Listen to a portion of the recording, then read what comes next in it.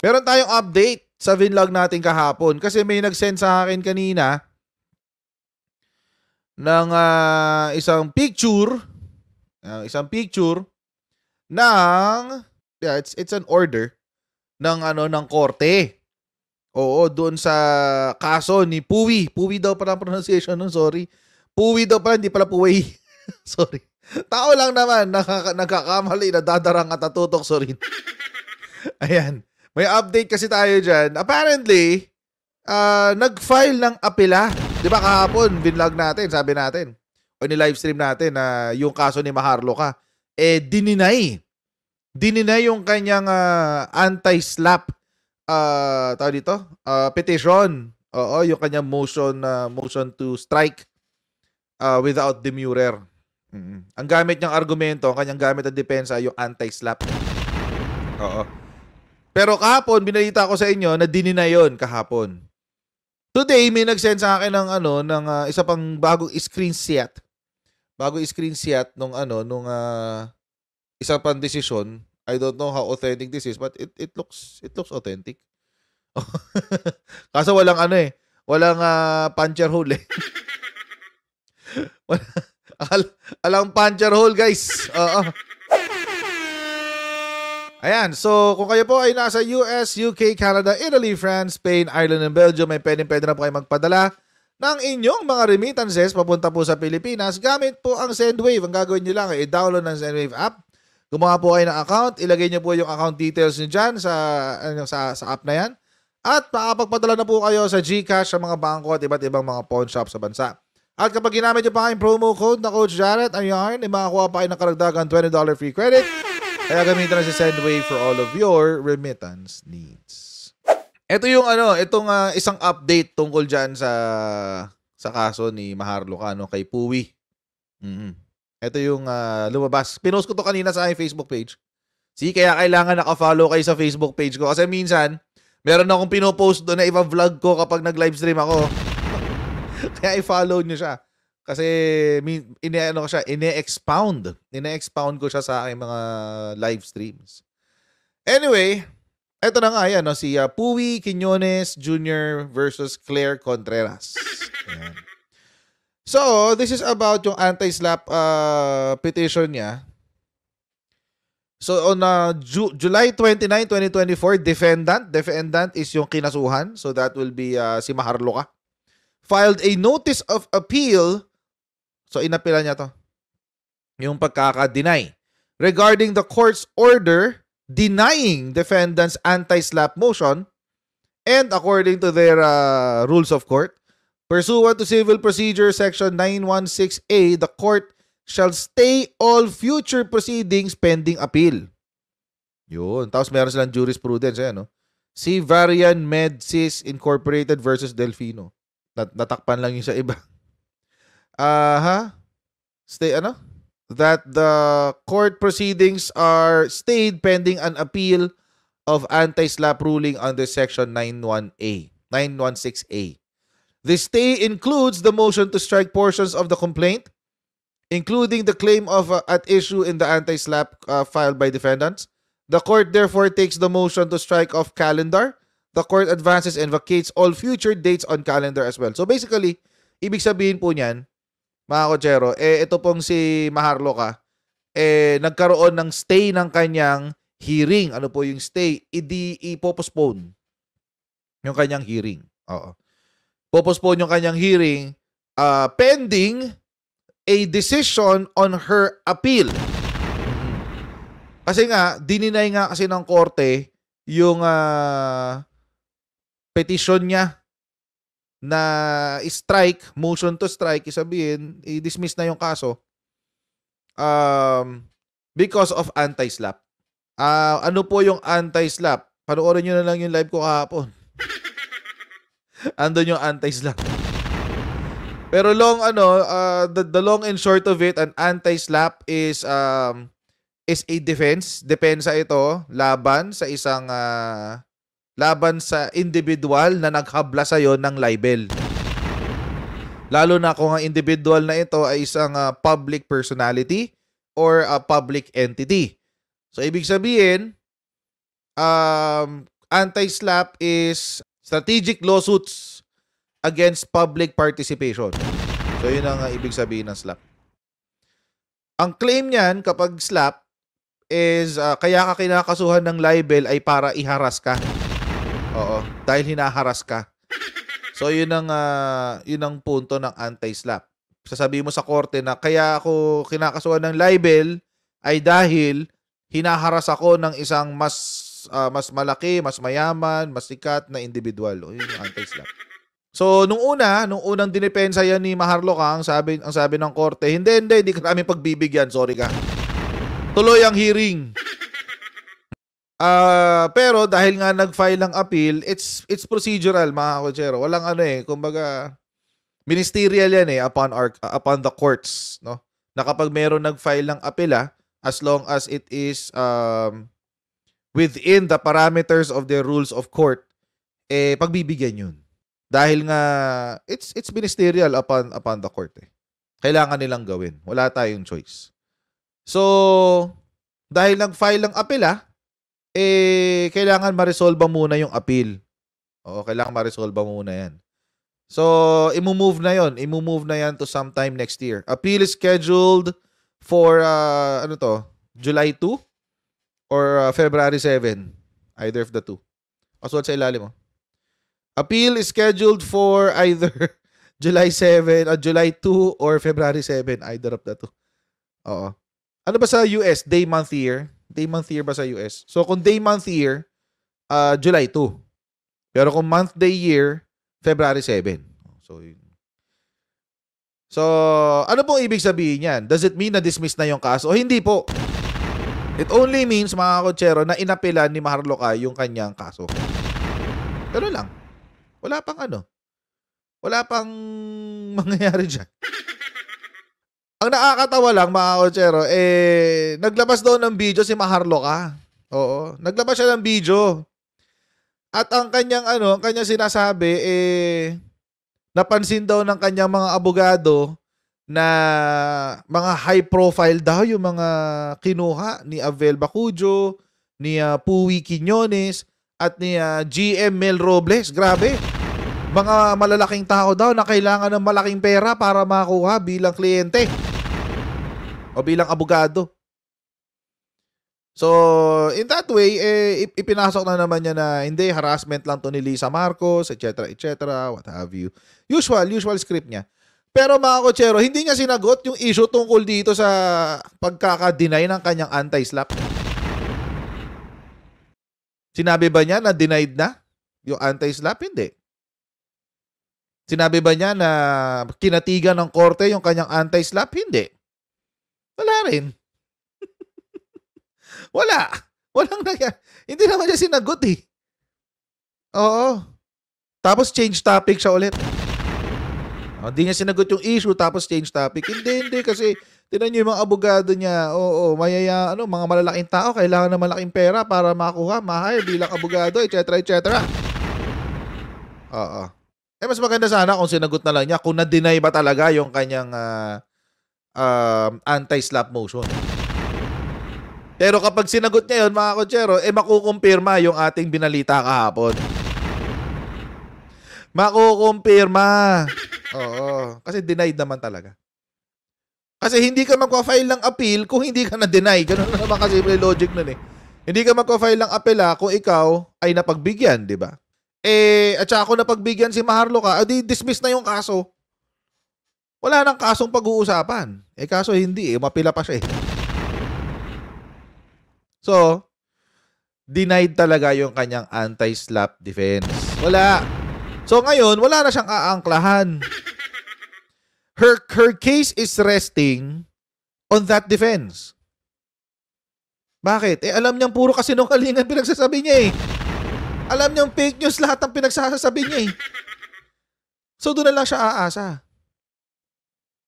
Kapag nagtuloy-tuloy yung kasong libel laban sa kanya, libel and slander, mapipilitan siyang aminin kung saan niya nakukuha yung kanyang mga balita.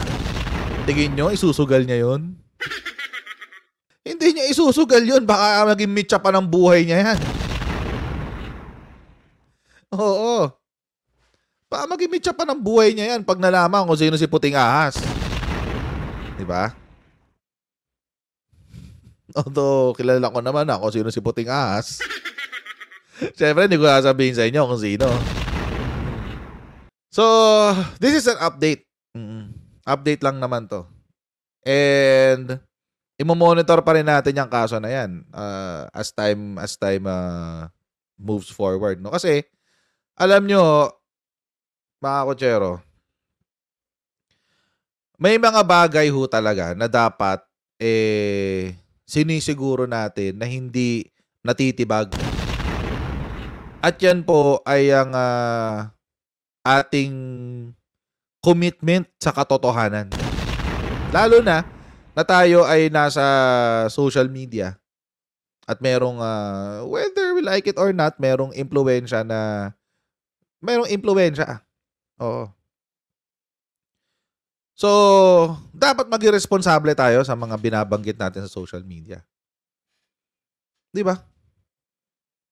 Lalo na if it will affect the lives of 110 million Filipinos. Di ba? Kung maapektuhan ang buhay ng sambayan ng Pilipino, dapat maging responsable ka. Hindi pwede yung gagago-gago ka. Sorry, Lord. Hindi pwede yung loloko-loko ka. Mag-iimbento ka ng mga kwentong barbero para lang tumulong sa destabilization ng isang gobyerno. Without even thinking yung magiging consequence nun sa buhay ng bawat Pilipino. Naalala niyo ba? Gusto niyo ba ng repeat ng 1986 EDSA Revolution? Yung walang kwentang revolution na yun? Hindi mangyayari yun. Bakit? Mas matalino na ang mga tao ngayon eh. Mas informed na ang mga tao ngayon dahil sa social media. Nung panahon ni Apo Lakay, walang social media. Kayang-kayang paikutin ng mainstream ang utak ng taong bayan. But now it's a different case. Hindi na. Ang impormasyon napakadaling kumalat. Oo. Malaki na ang marketplace of ideas. So, hindi na basta-basta obra yun. Hindi na basta-basta obra. Wala. Hindi na basta-basta obra yun. So, bilang nasa social media, lalo na yung mga bubulagers dyan, obligasyon nyo na siguruhin na yung mga impormasyon nyo ay may katotohanan. Hindi nga bahid eh. May katotohanan. At hindi nyo ginagamit ang impluwensya para mag-cause ng damage sa ibang tao. And itong kaso ni Maharlika is a cautionary tale. Isa na siyang kwento. Isa na siyang kwento, mga kotsero, ng isang individual na hindi naging responsable sa kanyang obligasyon. At least if not obligation sa batas, but obligation to morality and good faith and truth. Wala eh. Nag-imbento siya ng kwento-kwento eh. O di yung mga taong nadali niya, ay may karapatan talaga sila maghabla. Oo. Hindi alamat si Maharlika, hindi. Anong isang alamat legend? No, she's not. She's not a legend. Si Maharlika is a cautionary tale. Yung mga kwento na kapag napaengga mo, iisipin mo, ay, siya yung klase ng tao na hindi ko gagayahin. Hindi siya anong alamat? Come on. She's not even close. So mga kotsero, patuloy natin titingnan to, no? Yung, kasi this is a different justice system eh. Ibang sistema to sa Pilipinas. So, tingnan natin how this will develop. But right now, ayun nga, naka-reschedule yung kanyang appeal. Yung appeal hearing niya ay naka-reschedule to either July 2 or February 7, 2025. Alamat daw ng fake news. Alamat pa rin naman pala. Alamat ng fake news. Ayos ka. Maisalba lang yung sarili nyo eh. No? But anyway. So yun. So maging responsable tayong lahat. Hindi lang ako, hindi lang yung mga bubulagers, hindi lang yung ibang vloggers. Pero tayong lahat. Maging responsable tayo kasi cyber libel is waving. Cyber libel is waving, guys. Oo, mahirap. Mahirap yung may nag-aabang sa yung lahat ng galaw mo may nag-aabang na kaso. Marami naman tong klase ng alamat. Oo, sige. Tingnan natin anong klaseng alamat si Marlo ka. Ay, nako. So, yun. Absorbangan natin yung development dito sa kaso na to. Of course, civil case yan, civil. Kasong civil yan. At sa kasong civil, wala akong nakukulong. Oo. Pero kung ang usapan ay libel being a civil case, parang parang mas gugustuhin ko na lang na makulong kaysa mapenaltihan ng punitive tsaka exemplary damages. Tapos meron ka pang tawag dito? Reparations. Oo. Magbibigay ka pa reparations. Kasi for example, halimbawa yung kay Maharlo ka. Balikan natin kay Maharlo ka. Ang penalty, ang hinihinging exemplary and punitive damages laban kay Maharlo ka. Kay Puwi is $2 million. Kay Avel is $2 million also. So, in total, that's $4 million. Wala pa yung kay GM Mel Robles doon. Hindi pa natin pinag-uusapan yun. Kung pag-uusapan natin yung damages or yung dapat mong pagbayaran. Diba? Yung dapat mong pagbayaran dahil sa krimen or sa libel offense na ginawa mo. Parang gugustuhin mo na lang makulong. Kasi alam nyo dito sa Pilipinas, ang pinakamahabang kulong, if I'm not mistaken, is around 8 years. Oh. Prison mayor. So, mga aresto mayor hanggang prison mayor. So, maliit lang. Maikli. 6 na taon. And kung pwede ka pang makalaya because of good conduct. Diba? Mas mababawasan pa yung time in detention. Tapos, pwede pa rin mabawasan yan kung nag-serve ka na ng detention habang nililitis yung kaso mo. So, let's say, nililitis yung kaso mo, tapos, 3 years kang nakakulong habang nililitis. O, di bawas na agad yun dun sa posibleng ihatol sa'yo. So, ibig ko sabihin, mga kotsero, yung kaso ni Maharlo ka sa Amerika, parang mas kahit na walang kulong, parang mas pipiliin mo na lang na makulong sa sobrang laki ng babayaran mo. Ano yung pambabayad mo sa $2 million? Saan ako huhugot? Saan tumbong ka huhugot pambayad ng $4 million? $4 ha, hindi pesos. US dollars. Saan ka huhugot nun? Diba? Alam nyo pang masakit dyan? Kapag ikaw ay nahatulan ng libel tapos may punitive and exemplary damages ka na babayaran, hindi covered yan ng bankruptcy. Kahit mag-file ka ng bankruptcy, magbabayad ka pa rin. Hindi yan katulad ng ibang mga expenses like loans.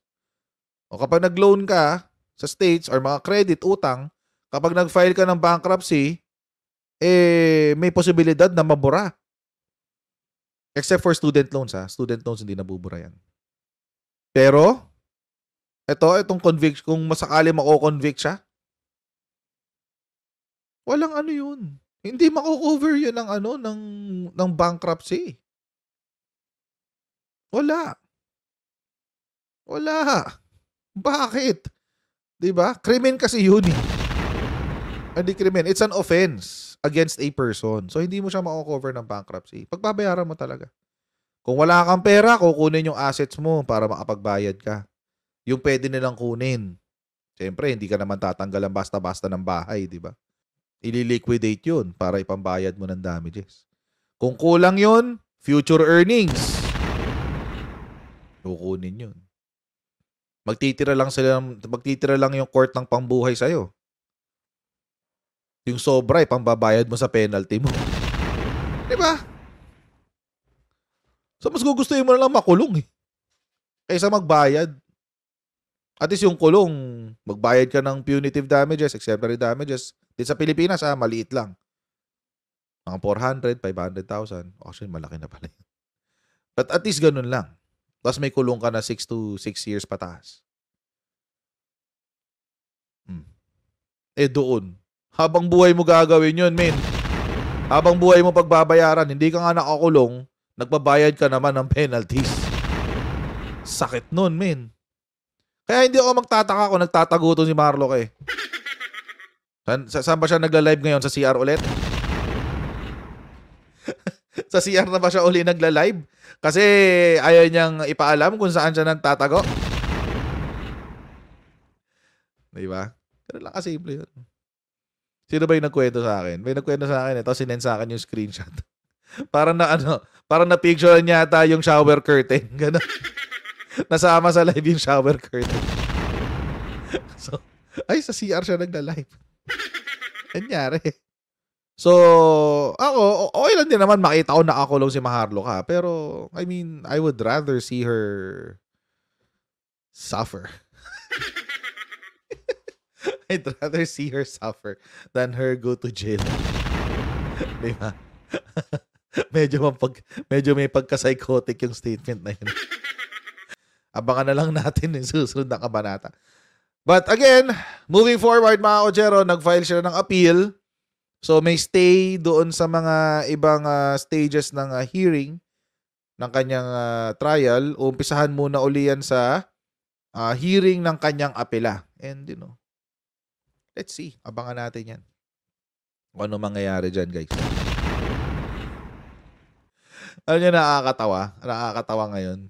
Dati, si Maharlok tsaka yung isang abogado magkaaway. Ngayon, ang tawag ng abogado kay Maharlok Madam. Imagine, abogado ka, ibinaba mo yung sarili mo sa taong katulad ni Maharlok Tinawag mo siyang Madam. Sabi sa inyo, mga Kochero kung kayo ay magiging Duterte supporter, may mga isusuko kayo. Ang isusuko nyo ay common sense, logic, and morals. Yung mga basic ng isang pagiging matalinong tao. Matalino at mahusay at mabait na tao. Seriously? Nag-aral ka ng 5 taon? Nag-aral ka ng 4 na taon sa prelo mo. Dinagdagan mo pa ng 3 hanggang 5 taon para sa law proper. Tapos nag-take ka ng isa sa pinakamahirap na mga licensure exams ng Pilipinas, ang bar exam. Tapos isusuko mo lahat 'yon para tawagin ang isang taong katulad ni Claire Eden Contreras na Madam. Dapat ka ikaw yung tinatawag na Madam Bahala sa buhay nila. Yan ang napapala kapag ikaw ay Duterte supporter. Actually, hindi siya nag-iisa. May mga iba pang abogado na nakikigaya sa kanya. Tulad nitong, mamaya pala na siya topic. At ayun mga Kochero, maraming po salamat sa inyong patuloy na pagsuporta sa ating channel. Huwag niyo pong kalimutan mag-like, mag-share at mag-subscribe sa Coach Jared YouTube channel. Subscribe na rin kayo sa aking bagong channel, Coach Jared Reacts. Reacts as in with an X. Reacts. Ayan. At follow niyo rin po ating Facebook page, Jared Pulido, para lagi po kayong updated sa mga schedule ng ating live stream. And I'll see you in our next live stream, guys. Alright, God bless and see you next time. Bye!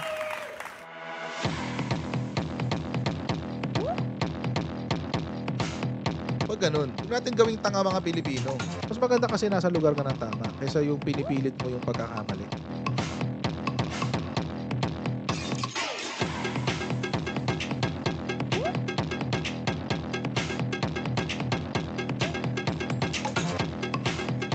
Are they willing to go that far? Hindi makakalimutan ng Pilipino yan hanggat di nasasagot niya. Sino ngayon nagsasabi ng totoo?